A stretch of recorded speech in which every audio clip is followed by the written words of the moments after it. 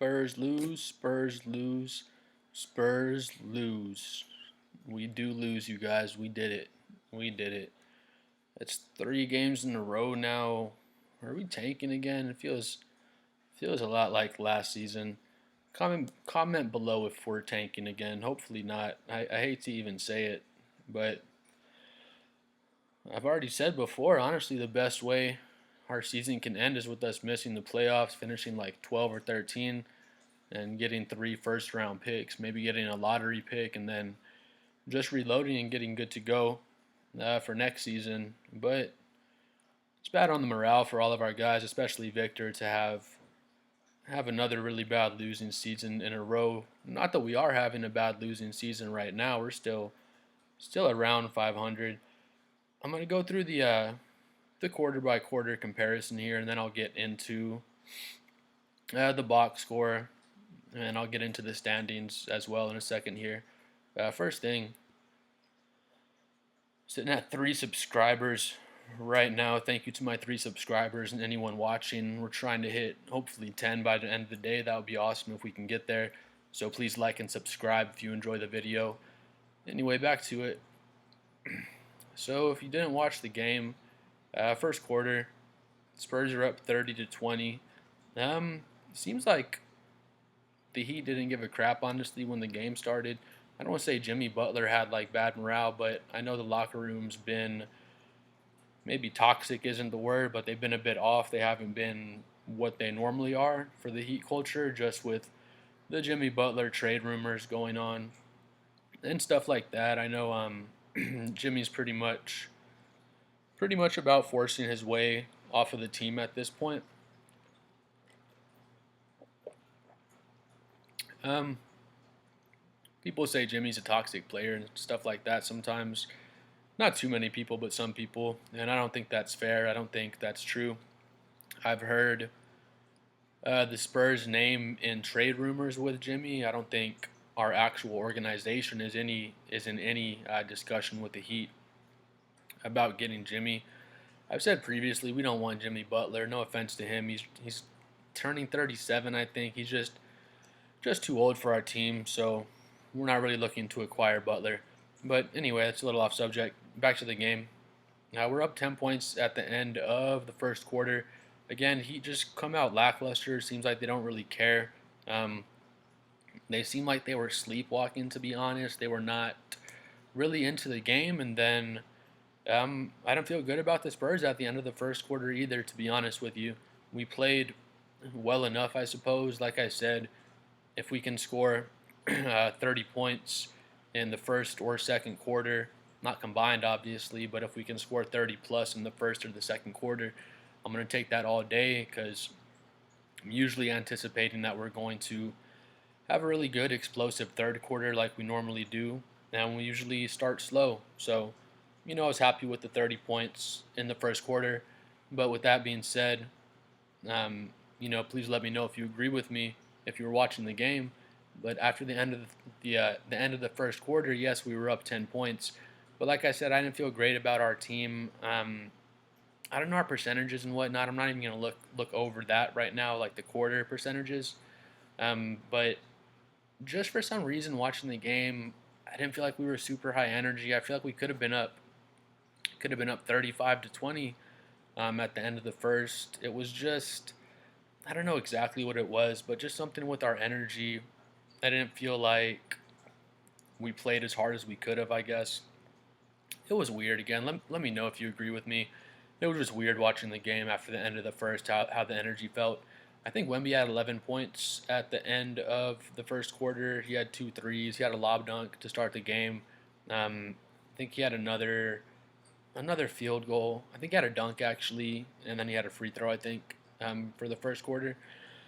On his dunk, I think in the first quarter, he drove past someone, and it was a situation where he could have got one of his finger roll layups, and I think it was Stephon Castle. You can hear him on the broadcast. He says, "Dunk that shiz, Victor," except he didn't say shiz. And then Victor came through and dunked it.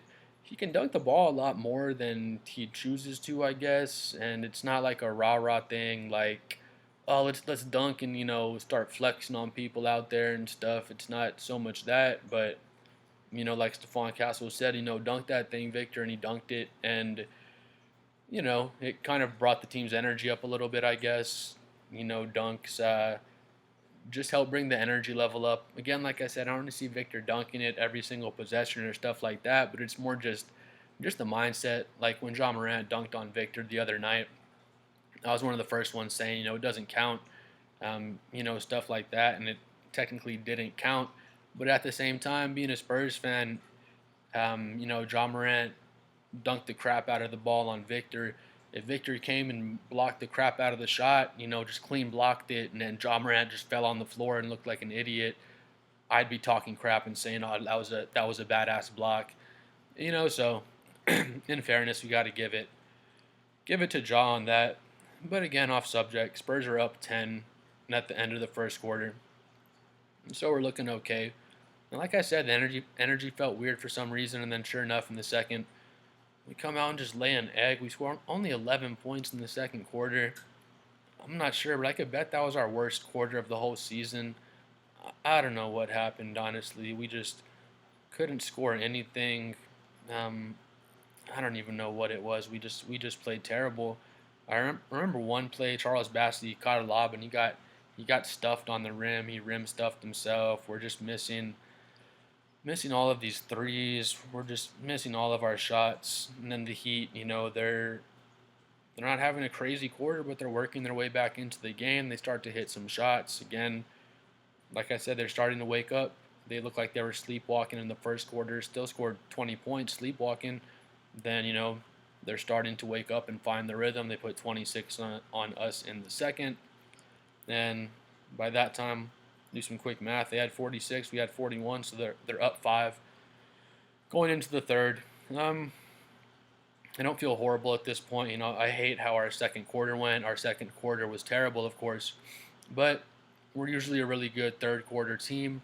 So, I expected us to come out and drop 30, 35 points in the third quarter like we normally do, and then the game will be close going into the fourth. Like, that's what I was thinking. But we scored 27 in the third. The Heat scored 46. Again, it was just like watching last game against the Grizzlies. It was just like the Grizzlies switched jerseys and the player names on the back of the jerseys and the team logo switched to the Heat logo, but the exact same thing happened again, which goes to show it's not so much. I don't want to word this wrong, but it's not so much the teams we're playing against. Again, all credit to the Heat and the Grizzlies. They kicked our ass. But the reason they did, first thing again, I'm going to give them credit. They're better teams than us. I wouldn't say the Heat are a way better team than us, but they're a bit better obviously, and they showed it. But the main thing is, as a Spurs fan, we fixed what we can fix, and our defense is just terrible. I'm in the second half lately now. Earlier in the season, it was good in the second half, but now for whatever reason, it's just breakdowns on breakdowns. Let me know what you think again, what you think about our defense and how we're playing the second half. But in the third, we're just having a breakdown, just wide open three after wide open three. I'll get to the box score here again in a second. Right down here, Khalil Ware, he killed us. I'm about to go over him in a second with all the other players from the Spurs and the Heat. But yeah, he played a great game. He just killed us out there. But yeah, they outscored us by 19 points in the third, and the game felt like it was already over by then. But I was still watching, every play. I was watching going into the fourth still, because like I said, it felt like it was over. But I think it was a 22 point game or so going into the fourth, if I'm not mistaken. But anyway, by the end of the fourth, we scored 39. They scored 36. We have a 40-point quarter in the fourth. So, 39 in the fourth, 27 in the third, 30 in the first. But that freaking 11-point second quarter.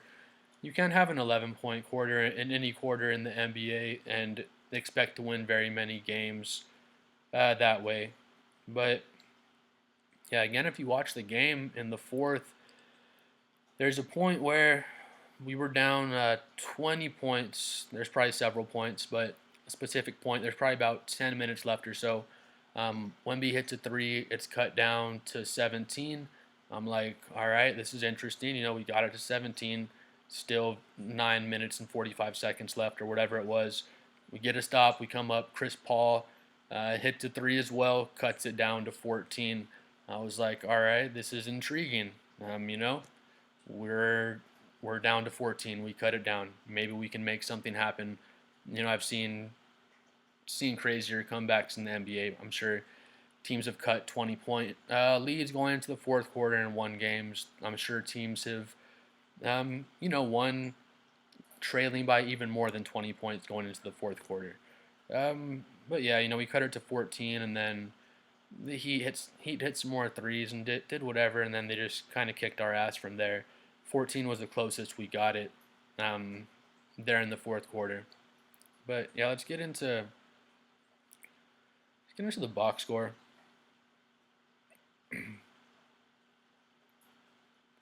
Start with the Spurs. Harrison Barnes, 4 for 9 from the field, 1 for 3 from three. He had 10 points, 5 rebounds. Let's actually open this up for all the stats.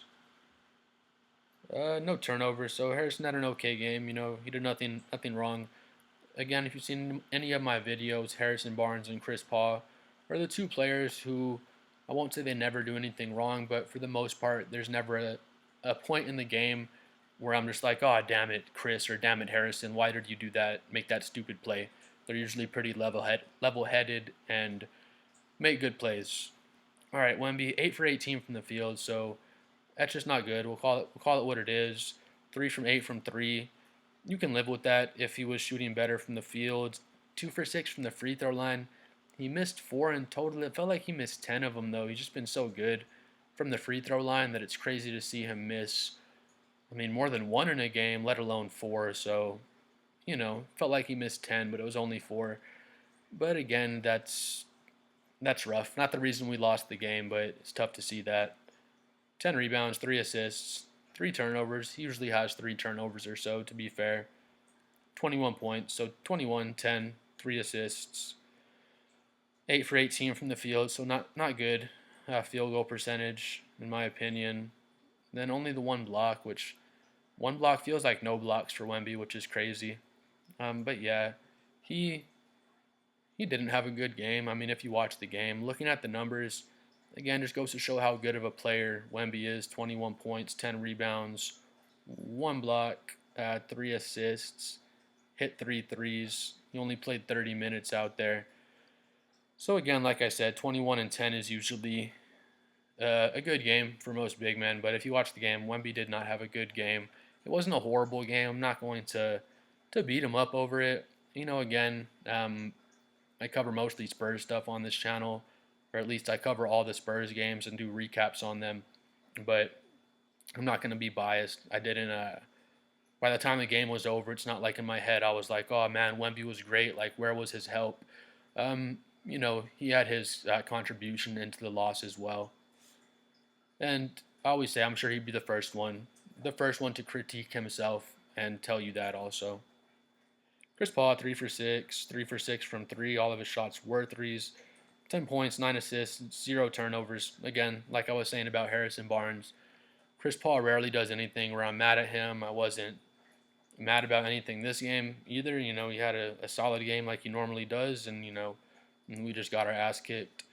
8 for 20 for Vassell, 40% from three, 4 for 10. Hit all three of his free throws. 35 minutes, 23 points, only 1 turnover, 2 blocks, 2 assists, 3 rebounds, 1 steal. I love that game for Vassell, to be honest with you. I don't love the 8 for 20. It's not a very good field goal percentage, but he's a volume shooter, and he gave us the 23 points. He's been a bit off with his shot. These past 2 games, 2 or 3 games, he's been heating up again. I think he scored 20 plus the past 3 or 4 games now, including this game. And then I always say I want to see him take 15 or more field goals. He took 20 today, so it's a little higher than the 15 or 18 range I usually like to see him stay in. But with that being said, I'm not mad about the 20 field goal attempts. He probably took a good 3 or 4 of these in garbage time anyway when the game was pretty much over. But with that being said, I like to see him being aggressive and getting his shot up. He's finishing a lot better at the rim lately as well. He's been surprising me with his finishes at the rim. Honestly, he's been dunking on guys, having strong finishes, just with layups and stuff at the rim. Um, and honestly, I think we forgot how good of a finisher he is in the paint to go along with his mid-range jumper and his three ball. But it's just good signs. You'd like to see it. He's coming off of his foot injury, so seeing him finish more strongly in the paint and, just jump up and dunk on people like he dunked on Anthony Davis the other night, just goes to show his foot is getting even better and better. Stephon Castle, been loving what Stephon Castle's been doing these past few games. He's been really aggressive. He only took 8 shots this game, so I don't really like that, honestly. I want to see him take 12 plus, pretty much every single game. He only took one three-point attempt and he made it. People have been mad about him taking too many threes or too many outside shots and saying, oh, he should be just taking all of his shots in the paint and this and that. And, I'll meet you halfway. I agree. I always say every time he shoots a three, I don't think it's going in. No offense to Stephon. And when he shoots mid-range shots, unless it's like a short mid-range shot, if that makes sense, I usually don't think it's going in. Not all the way, probably like 60% of the time I think he's gonna make it. 40% I think he's gonna miss it. But he he's been more and more aggressive out there. He's been aggressive all season. But like I said about his jumper, people are getting mad about him shooting longer range jumpers. I'm sure if the coaching staff didn't want him taking those, he wouldn't be. He seems really coachable. I'm sure they're telling him to let it rip and just shoot as much as you want, because that's the way to become a better shooter, is by shooting shots in game. But he had a solid defense like he always does. 11 points, 4 turnovers. You don't like to see it, but just shows he was handling the ball more and being given more decision making duties. So you do like to see that. He needs to keep developing his playmaking. He has the IQ and the feel for it, but he's just getting more used to NBA speed as far as seeing, the play in front of him and just becoming a better playmaker, from the IQ standpoint. He has the passing skills and stuff like that, but just getting used to NBA speed and, like I said, reading the future like Chris Paul does. But yeah, Mamu, we saw a Mamu slide in 1 for 2 from three, got a quick 9 minutes. Collins, 7 minutes. He hit a shot. Champagne had 22. So Champagne usually gets his minutes. 2 for 8 from the field. 1 for 6 from three. So not a good game for Champagne. His shot was off. His shot's been off the past couple games. But to be fair, we played the Grizzlies 2 times in a row. I think it was the Lakers. We got the Lakers the game before that, and then we played the Heat tonight. So we've been playing tough defensive teams. Champagne hasn't been getting a lot of open looks, to be fair. And I mean, you could put that blame on him. You could put it on the coaching staff. He has been getting some tough looks, but even on his open ones, he's been kind of missing those as well. But again, it all goes hand in hand. If we're getting him more open looks, you probably knock a couple down. And once you make 1 or 2 open ones, you'll knock down that next tough one as you're in rhythm. But yeah, Champagne's he's been off, a little inconsistent these past few games. Keldon Johnson, 4 for 9, 8 points. I mean, nothing crazy. He had an okay game. I didn't see him making any breakdowns so much defensively, not as much anyway. Our whole team was making defensive breakdowns, so maybe Keldon made some too. They just all kind of blended in with all the bad defense we were playing. Charles Bassey, 9 minutes, 2 points, 2 steals, 4 rebounds. Charles Bassey's a good energy guy for us, but still developing his basketball IQ, I suppose. He kind of has a high tendency to foul. He'll get out of position and things like that. But he is a good weak side shot blocker, and he does um, he does play with a lot of energy again. Let's see, Malachi Branham got 2 minutes. Blake Wesley got 2 minutes. City Sissoko. So we got a City siding out there for 2 minutes. Everyone on the roster played. Um, I don't know if you've seen Clan the Spurs fan. If you know who that is, he's another YouTuber. Look up Clan the Spurs fan and check out his videos. But this is exactly what he was talking about in his last video. And back to the beginning of the video when I said, "Are we tanking again?" It feels like last season. It feels like we're tanking. Last game we played maybe 7 or 8 guys. We didn't play our bench players, and Clan the Spurs fan, he was making a point. I was watching his video, and he's saying, Memphis is the deepest team in the league. They run 10, 11, 12 different guys and pretty much every night. And they're just coming in waves at you with energy, swapping out guys all game long. And you just get tired, and then they just move the ball. They're setting screen after screen, and they get open looks, and they destroy you with threes like what happened to us. So yeah, we only played 7 or 8 guys the other game against Memphis, and I think there were some people criticizing Mitch Johnson in the media, about his rotations and things like that. And that's where I come from, where I was saying, are we tanking again? Because we have these guys that are high energy guys. We can play off the bench, and again, they don't have to play freaking 15, 20 minutes each or anything like that. They can play like they did here, just play sparingly, because they're all serviceable players. They can all get in, 7, 8, 9 minutes like they did tonight. 7 minutes for Collins, 9 minutes for Mamu, 22 for Champagny, 18 for Keldon, but they usually get those kinds of minutes. 9 for Charles Bassey, 16 for Trey Jones, but Trey Jones usually plays, but then 2 for Branham, 2 for Wesley, and then 2 for City. So, the Collins, Mamu, Bassey, Branham, Wesley, City, those guys that don't play every night, but if you add it up, 2, 4, 6, plus the Bassey, so that's 15 minutes, plus the Mamu, so that's 24 minutes, plus the 7 for Zach, so that would be 30, 32, right?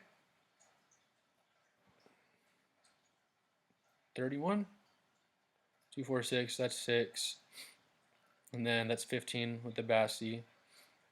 15 plus the 9, so you're at 24. 24 plus the 7, yeah, 31 minutes. So that's 31 minutes of contribution you got from some guys coming fresh off the bench and having some energy that you normally don't get, because there's games where, Brandon, Wesley, and City, they normally do not play. Plenty of games where Bassey doesn't play. Plenty of games where Collins doesn't play. Mamu is another guy that normally does not play.